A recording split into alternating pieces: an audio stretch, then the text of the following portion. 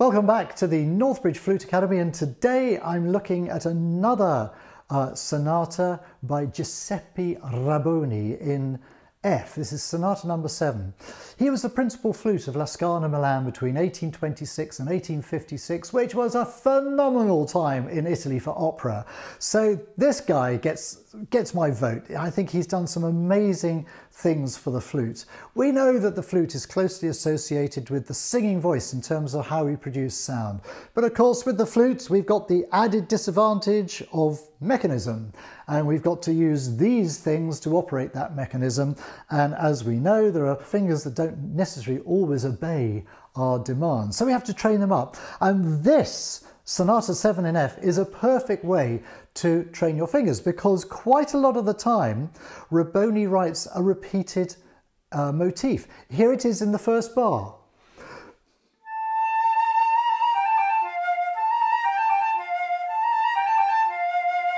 So we've got the fingers moving there, repeating the action. We know that the muscles in the hand that close are stronger than the muscles that open, and this is a great way of practicing your scales, in fact. And if you'd like to be really sort of put on the spot with some good finger practice, may I suggest to you the Simply Flute Daily Exercises Book 1, which for a very modest fee is downloadable from the Simply Flute website. So, in the first bar we've got finger exercises. In the second to third bar we have arpeggios.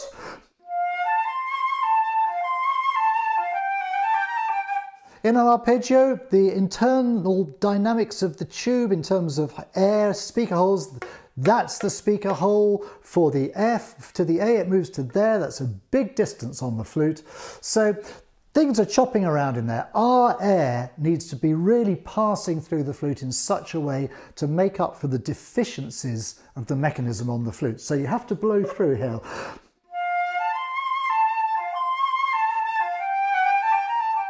There we go again, finger exercise. Intervals.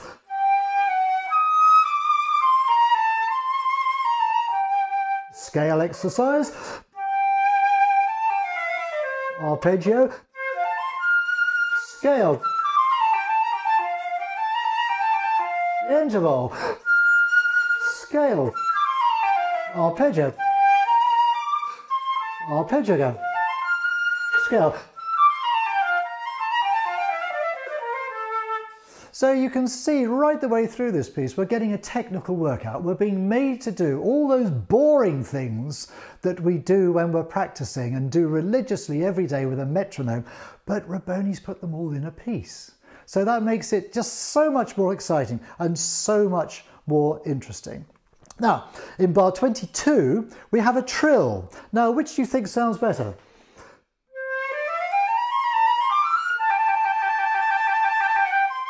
Or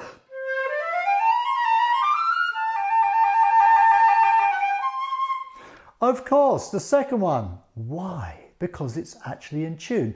When I'm playing G to A on the flute, the speaker key is that for the G, it goes to there for the A, but this is happening incredibly quickly. So actually, with a trill, the upper note never quite reaches its pitch because you're already bringing your finger down again. And to that extent, unless we play a whole tone trill slightly sharp, it's always going to sound flat. Here's me doing nothing.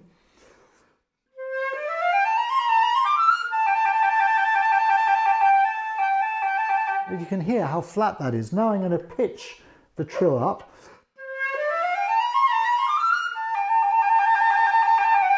And suddenly there's lemon juice in your trills, which is something we should all have. Moving forward, in bar 31, it's about piano and leggero. And for the next few bars, he introduces grace notes in groups of 3s and 4s. Now, this is what I hear most flute players do.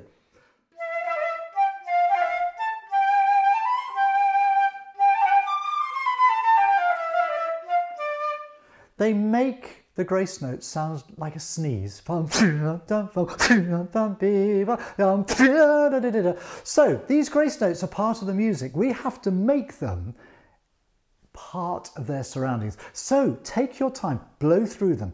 If you've got quick notes, it always makes sense to blow through them.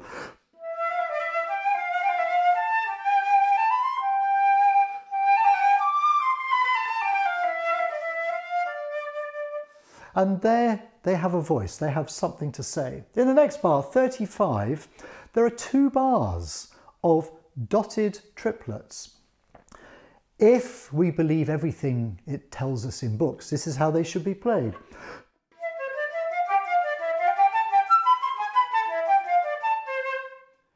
Is that music? I don't think so. What about?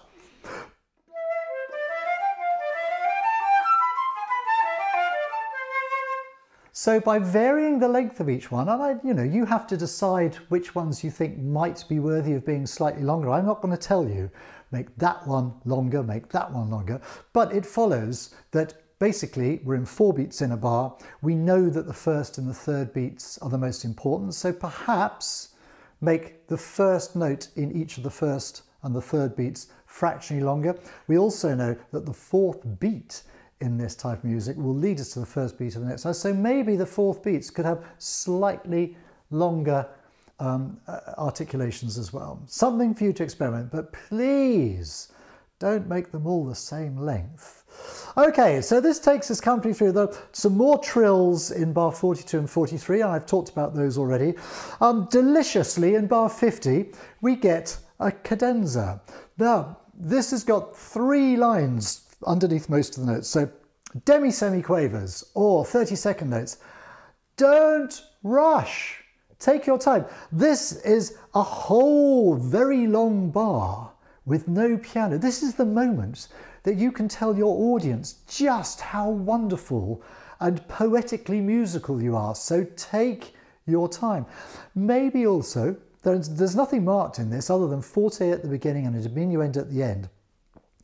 In those days, they didn't write lots of dynamics in because actually the musicians of their day were artists and they had an idea about what to do.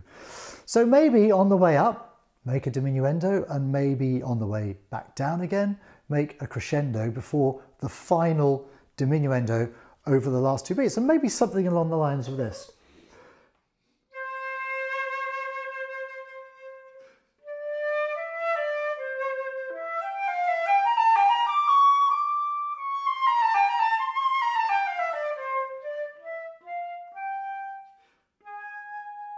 And then you're back to the recapitulation. And we're back to exactly the same kind of material that we had at the beginning. Finally, 2 things to remember about the last line of the piece. Bar 73, we have this. I'll play you from bar 72. So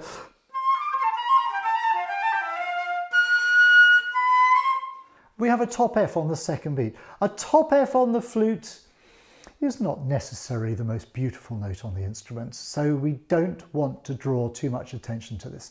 To that extent, I would add that key. I'd add the key on the 4th finger of the right hand and fork the F, so we get...